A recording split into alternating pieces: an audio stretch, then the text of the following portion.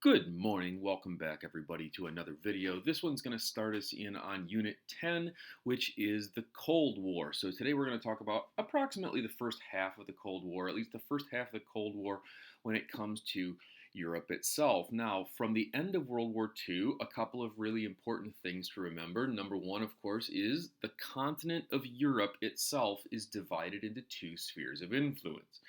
In the East, we have the Communist Bloc, or the Com Bloc, or what Winston Churchill famously referred to in 1947 as the countries on the other side of the Iron Curtain. Right? This is a system of repression and control. This is capital C communism, Joseph Stalin style communism. Limited rights, no private property, no government ownership of all of the businesses. That's what the Communist Bloc is all about. Now, in addition to Europe being divided itself, Germany was also divided, and of course, the Potsdam Conference in 1945 was the place where these decisions were made as to how to divide these countries and how to divide Europe. And of course, the other one was how to divide the city of Berlin inside of East Germany. Now, the other thing we have to remember is that in addition to the divisions, we also have alliances behind those divisions. So the Western Alliance, of course, is referred to as NATO, the North Atlantic Treaty Organization, and the Combloc's alliance is called the Warsaw Pact. Now, both of them made an agreement that said that since West Berlin was completely inside of East Germany, right, a free city surrounded by a communist country, that the roads to that city were going to be required to stay open to resupply West Berlin from West Germany. Now, the problem is, of course, that after the war, there's a great deal of suspicion and tension between the NATO allies and the Warsaw Pact allies. Nobody trusts Stalin, and Stalin doesn't trust anybody at all. And so the concern was, of course, that there was going to be a third world war, this time between communism and the West. And so Stalin, of course, is always, in addition to worrying, he's also trying to constantly expand the influence of the Soviet Union.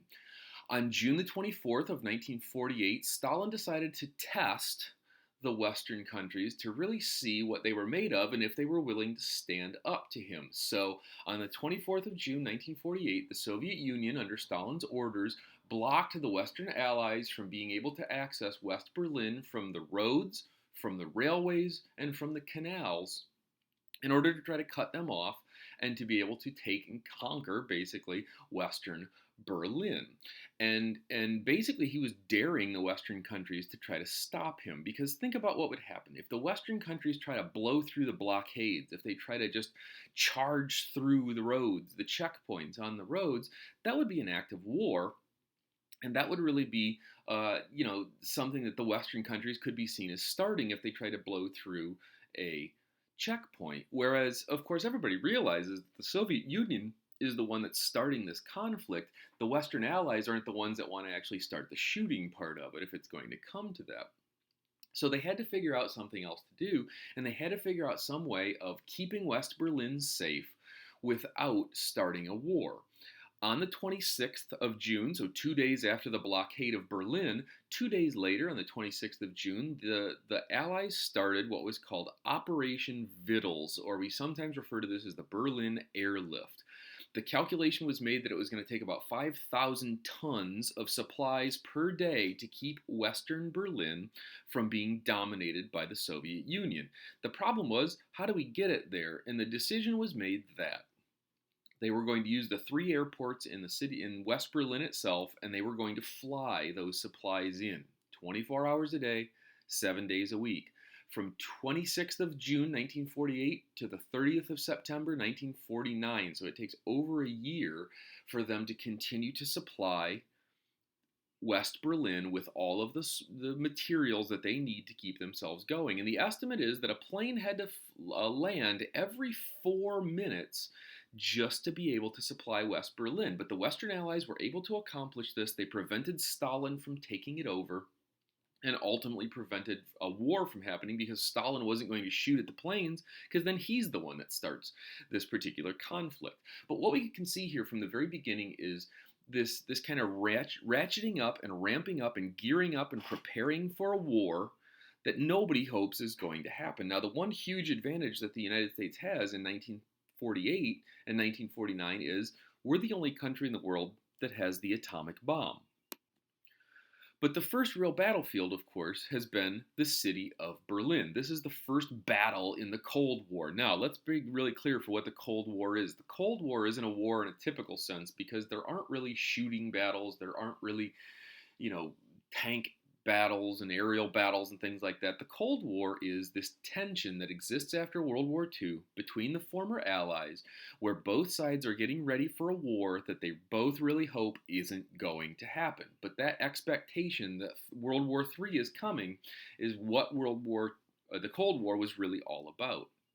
Now, after the city of Berlin, the next real crisis that we hit comes, actually, there's a sequence of crises, and they all seem to hit in 1956.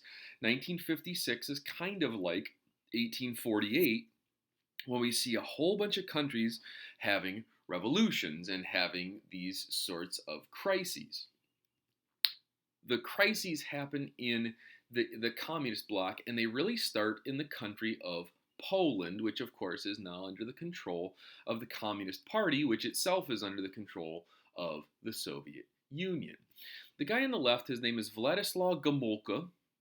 He was the communist leader of Poland, and in 1956 what we see is that a group of college students starts a protest.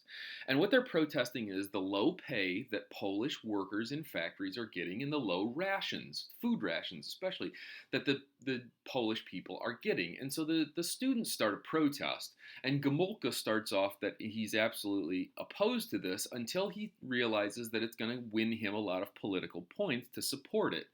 And so ultimately, Gomulka turns around and starts to support the students in their protest.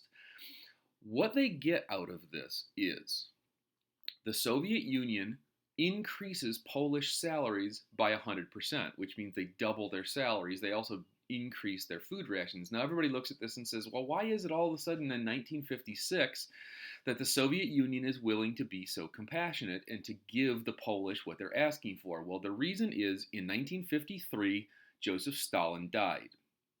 And because he was dead, they didn't have very clear leadership again until the 1950s.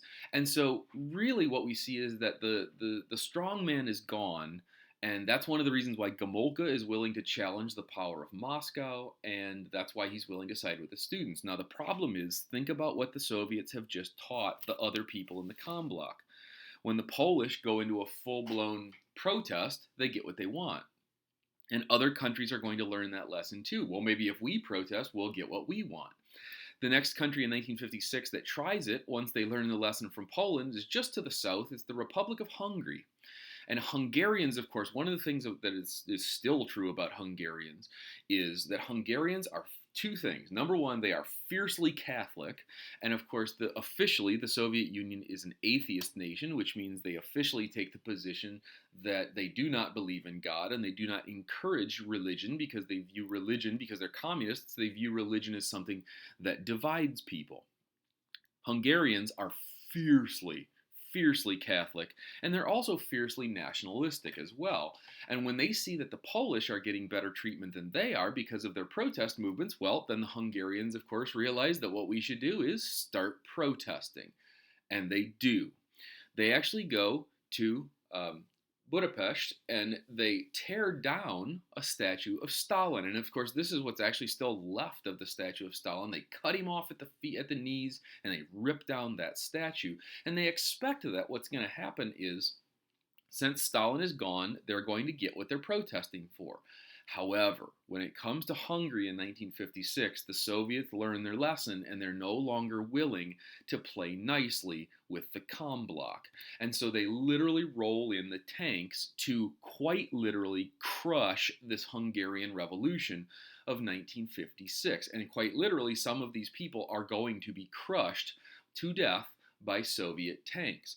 Now, there's a couple of things the Soviet Union has an advantage of. Number one is they control a lot of media.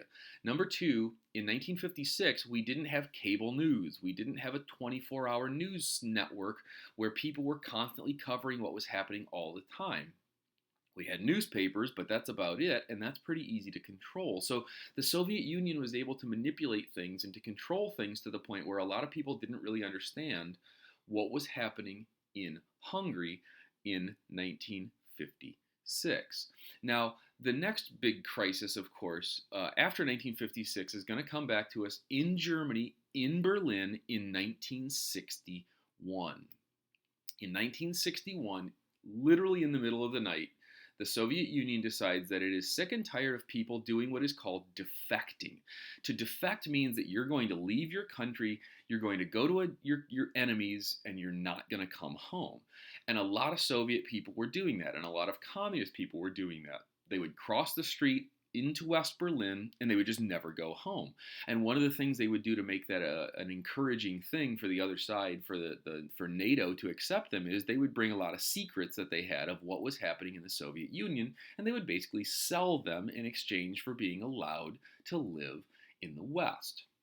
It got so bad, in fact, that one of the border guards himself, his name was Konrad Schumann, defected from East Berlin in 1961. He was on duty guarding the border when he just jumped over the barbed wire and said, "I'm never going home again." In 1961, the Soviets start building the wall. By 1963, the wall is complete and Berlin becomes a divided city. And everybody wants to know, what is President Kennedy going to do? What is the new premier of the Soviet Union going to do? Is this Berlin crisis part 2 going to lead to a global war? Is this going to be a nuclear war? And that's really the concerning part, because a couple of things have happened in the meantime. In 1949, the Soviet Union, using its spy network, was able to develop the atomic bomb for itself. So one of the things about the Cold War that really scares people is that both sides have nuclear weapons. They have atomic bombs.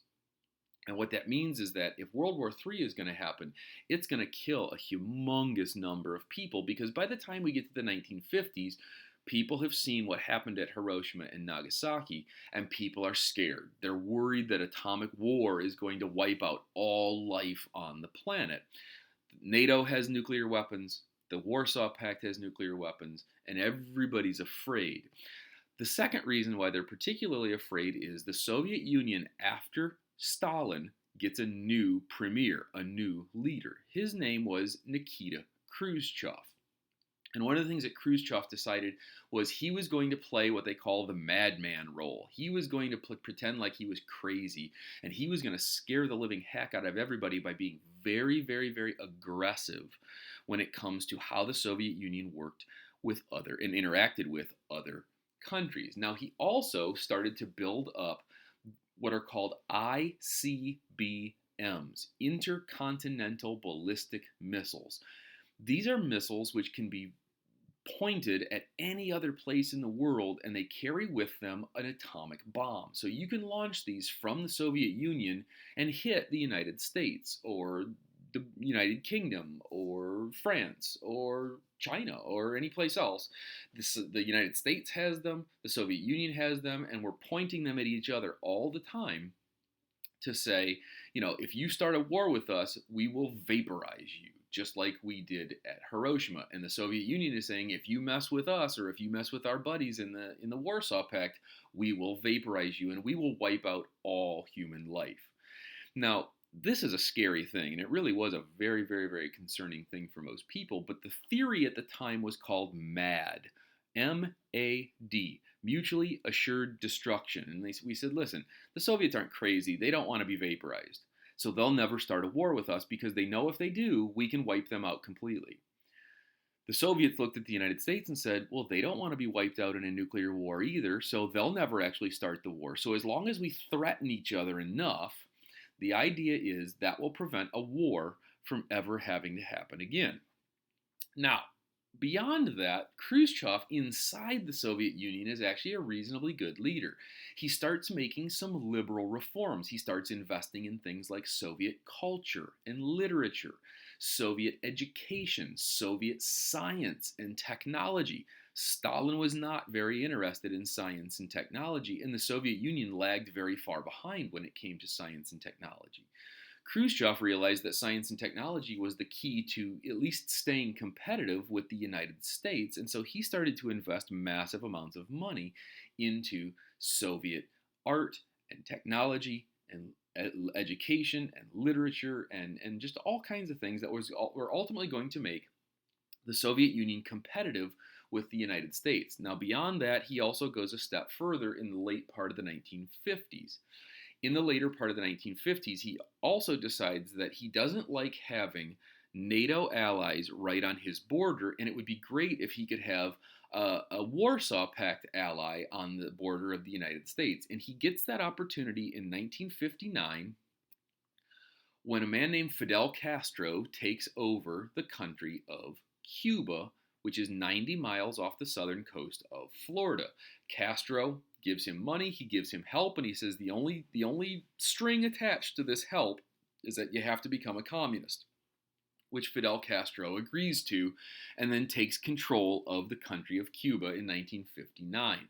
In October of 1962, Khrushchev goes even further and puts medium-range ballistic missiles into his now ally of Cuba, which of course directly threatens the United States. He could have hit Washington, D.C. with a nuclear-tipped missile in about 12 minutes. He could have hit Miami in about 4 minutes.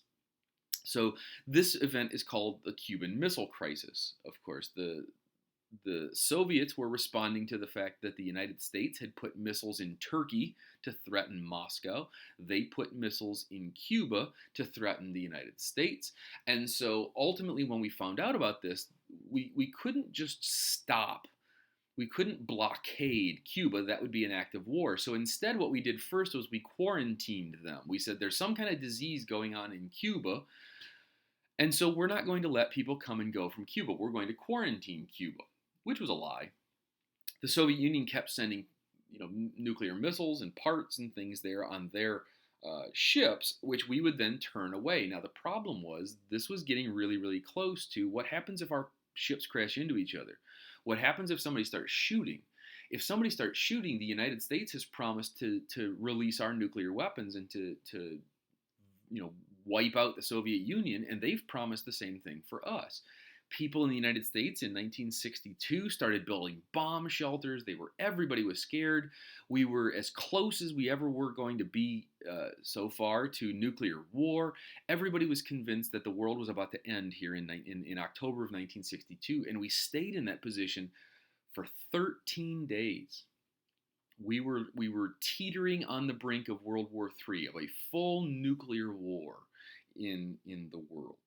Now, luckily, President Kennedy decided that he was going to be the bigger man, and he called Premier Khrushchev, and he agreed to back down. He said, listen, if I pull my missiles out of Turkey, will you pull your missiles out of Cuba? And Khrushchev agreed with that. So the Cuban Missile Crisis was resolved peacefully.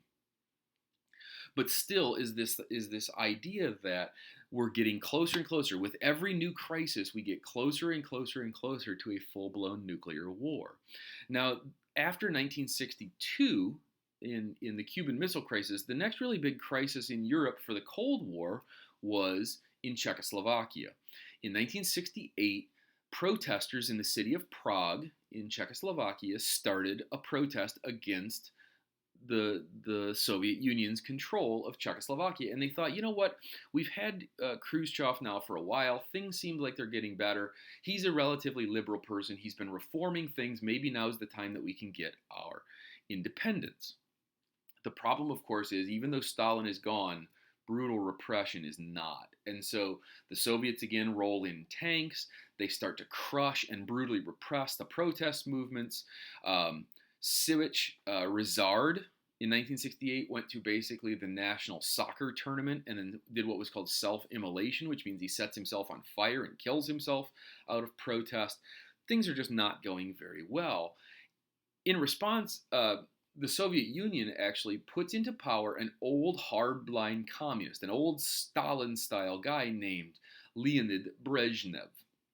Now, Brezhnev, of course, ends the pro-liberalization movement and brings things back to old-fashioned Stalinist centralized control, 5-year plans, and what we see is that the Soviet economy goes to pieces. Things really don't go very well. However, what we do see is that Brezhnev and the new president of the United States, Richard Nixon, started to take a slightly different approach to the Cold War. And instead of ratcheting up and getting closer and closer and closer to this world war that everybody hoped wasn't going to happen, Nixon and Brezhnev decided to try something different. And the something that they decided to try was called détente, which is Detente, détente. Détente is a French word, and what it basically means is to relax. They said instead of getting more and more and more tense, getting closer and closer and closer to a nuclear war against each other, let's see if we can learn how to kind of peacefully coexist. Let's try to trade with each other a little bit. Let's try to have some cultural exchanges. The Soviet Union sent the Bolshoi Ballet to the United States. The United States sent the Cleveland Symphony Orchestra to Moscow. We had student exchange programs. We had, chess. We started to play chess with each other. We started to compete with each other in the Olympics. We started to do all sorts of things where we could learn how to understand the Soviet Unions were our enemies, yes, but they were also people that we didn't necessarily want to vaporize either. So we abandoned this idea of mutually assured destruction in favor of the idea of détente. Let's learn how to live together. We don't have to like the Soviets, but we do have to learn how to live with them. And one of the really huge programs was the space program. In July of 1975, we had what was called the Apollo-Soyuz mission, where an Apollo space capsule and a Soviet Soyuz space capsule linked up in orbit, and our scientists and their scientists started to run scientific experiments together because they said, listen, science doesn't care about your politics. Science doesn't care about if you're a communist or a capitalist or what you are. Science is just science. So let's see if we can get together in orbit and do science in a neutral zone around the United States. So by the time we get to the 1970s, people look at the Cold War and say, okay, well, this is probably going to go on forever, but at least we'll be able to live with each other. We'll be able to compete with each other in competitive ways that aren't necessarily going to end the entire world.